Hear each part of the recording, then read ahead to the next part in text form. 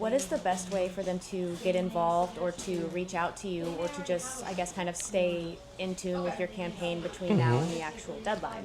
Yes, well, I've been giving my business card to everybody. It has my personal cell phone on it, so people just call me and usually just schedule like coffees or beers, and we meet, and so that I'm still accessible and available that way. But online, our website is Peguero, Peguero for Miami.com. Would love to have folks just volunteer their time, come to events, post stuff on social media.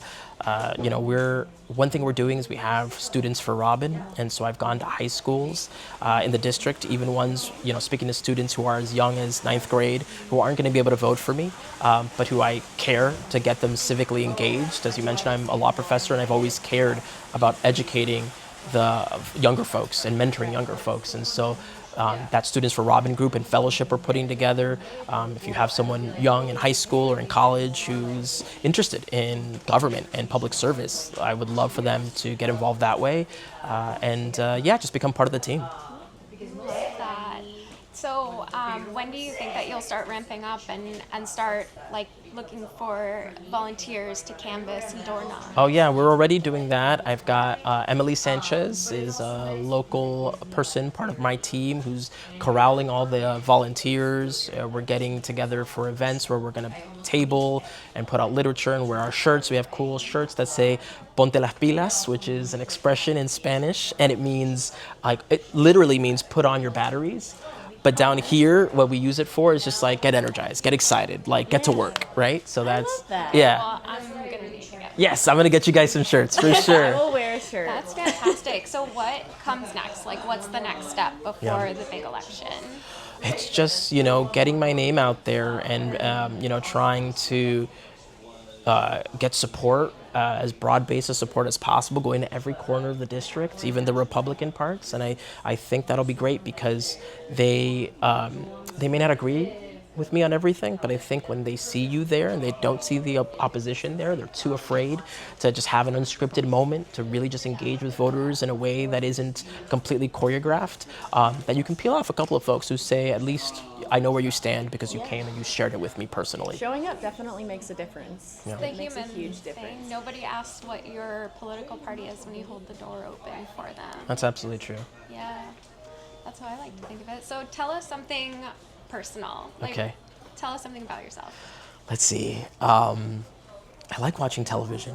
I'm really, and not even, I think people think, I'm an author, and I guess people think maybe I have pretty highbrow tastes. You're erudite. Yeah, and I love shows that are dramatic and are thoughtful, and I like watching the news. But I really also like lowbrow TV.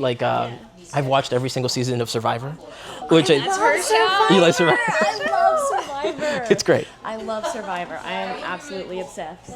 Jeff, if you see this, Do you want to go on? Do you want to be on? Have you applied before? Oh I my have God, not. could Okay, you gotta picture reply. us on Survivor. oh, you don't want that. They don't want that. It would be wild. But oh my gosh, yes, Survivor.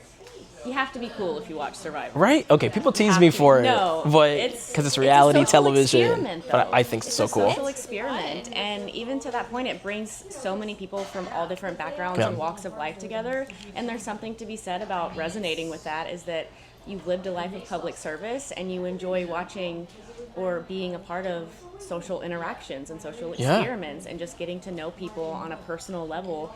You give out your personal phone number. I don't know of a candidate that gives out their personal phone number, just to have their constituents get an easier way to access them and make it that more personal level. That's just amazing. Yeah.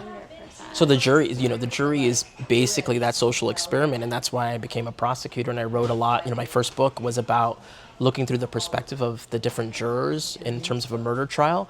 And so that's what Survivor is too. It's just people, a jury coming together and making decisions. And I always think that's Do you brilliant. have a favorite Survivor winner Oh, or contestant? Maybe they didn't win. oh my. I like, you know what? Who has won a couple of, Tony won a couple of times and I like him. I like Tony. But he's a little brash. I feel like Earl was a good winner. Maybe I love Earl. Earl was a good winner. I really liked who just won. I'm forgetting the name, but D is another winner. I think that was like a couple years ago. She was great. Remember Russell? Russell Hans, yes, yeah. You know what? He was rough. He's rough, but He plays the game well. he plays the game. He plays the game. Absolutely. Oh my goodness, that's amazing. It's fantastic. So what do you do for fun? Like, do you have hobbies? Yeah, other than watching TV and writing, I really love that. That's my therapy, is just like creating stories, and I've been doing that since I was a little boy. I have memories of being on the playground, and while everyone else was running around and playing, I was in a corner with my notebook writing stories. Did that from a very, very young age. But other than that, like going out with my friends, I'm a big fan of IPA beers. It's my favorite type of beer, and so I'll have that. And I'm a foodie as well. Love going to dinner with my sister and my nephews. My nephews are some of the closest people to me in life, and I just was able to be with them over the holidays, and that was great. And they're amazing. And yeah, just relaxing when I'm not running around. Oh, for sure. I get that. So what's your favorite IPA? Like? Okay, I like Elysian Space Dust quite a bit. And then what's the like my go-to? I'm forgetting it. I like High Life. High Life's a good one. I think it's out of Tampa too, which is nice. So it's somewhat local. Local enough. Local enough. Do you have like a fancy schmancy special occasion beer? Oh no, I don't think so. It's just always IPAs. Just an IPA. Everyone knows it. When I go into a restaurant, it's just like, what IPAs do you have? It's just always my go-to. So That's super fair. Well, what's your favorite book other than yours? yes, The Sound and the Fury. Because growing up, it was so hard to get through it. Faulkner, right? Faulkner, that's right, Stream of Consciousness. And it's difficult. And I loved that it was a challenge, and that it was not something that I could immediately get, that I had to work to understand. I like Gabriel Garcia Marquez. That really influenced me in a lot of my work. In particular, Crónica de una muerte anunciada, which is Chronicle of a Death Foretold. It's like the perspective of a journalist, and there's on the first page, that someone's going to die, and you're trying to figure out who's the one who's going to kill him. And I just thought that, for someone who later became a homicide prosecutor, was like completely fitting and perfect, that sort of mystery. That's fantastic. So I think a lot of our viewers have been getting more into reading because, like Mitch told us earlier, reading is resistance. Mm-hmm. So do you have any, anything about books about the Constitution or the founders or anything that you would recommend?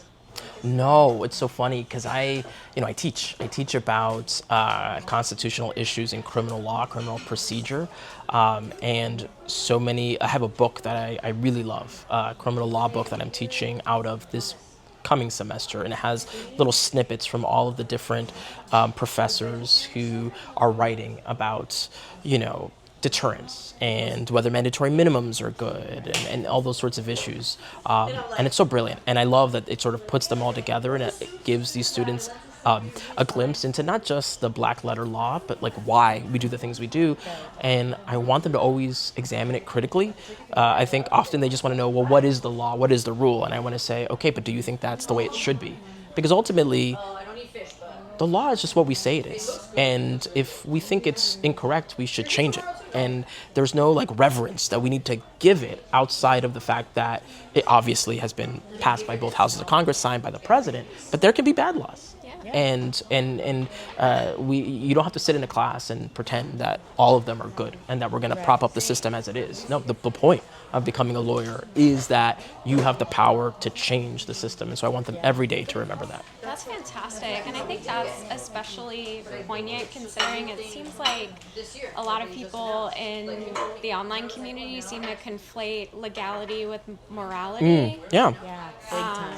So I think that's a really important thing. That's one of my first lessons is, morality and legality are not coextensive. So I always say, tell me something that is immoral, but is not illegal. It takes them a little bit of time, but they might come up with adultery, right? Although it used to be illegal, but now not so much. But you're cheating, right? We generally don't think cheating is good and right? But it's definitely not illegal. Now, what is something, right, that is the opposite, right? That is illegal, but isn't necessarily immoral.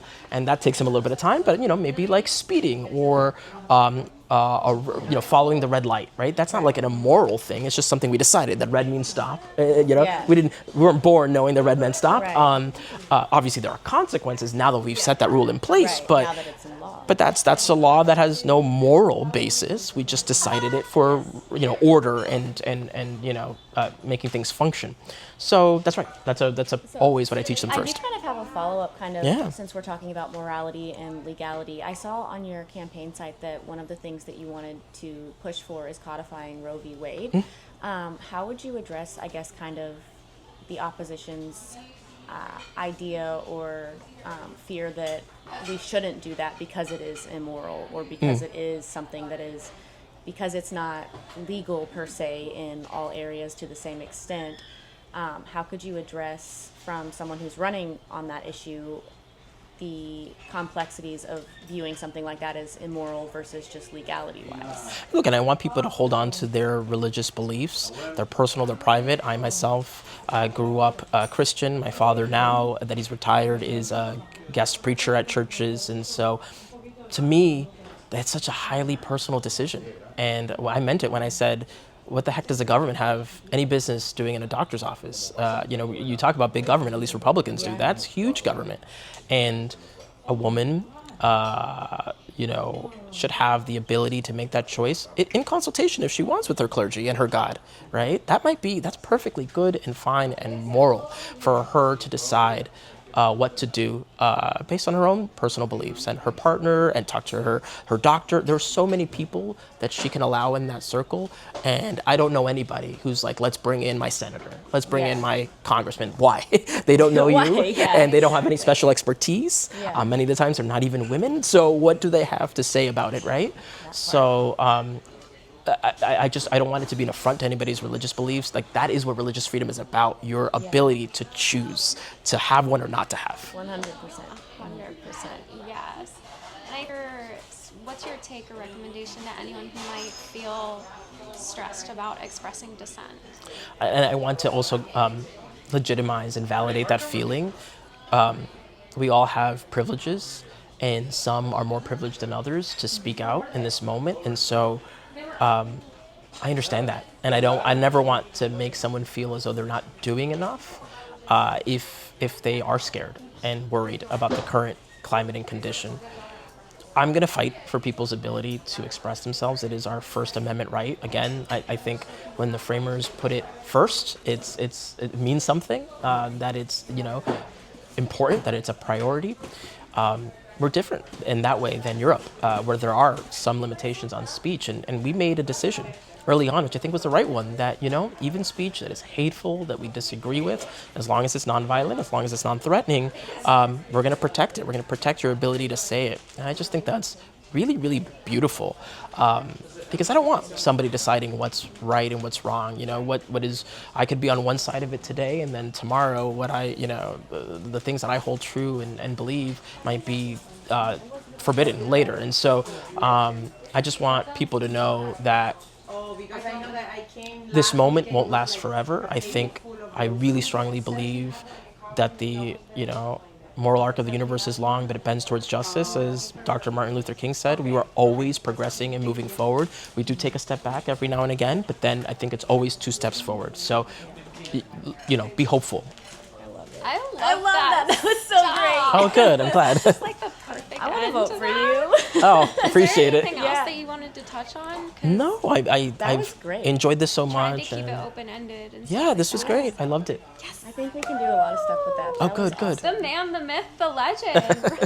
Yeah. Certified. Civic certified, 100%. That's awesome. Appreciate it, guys.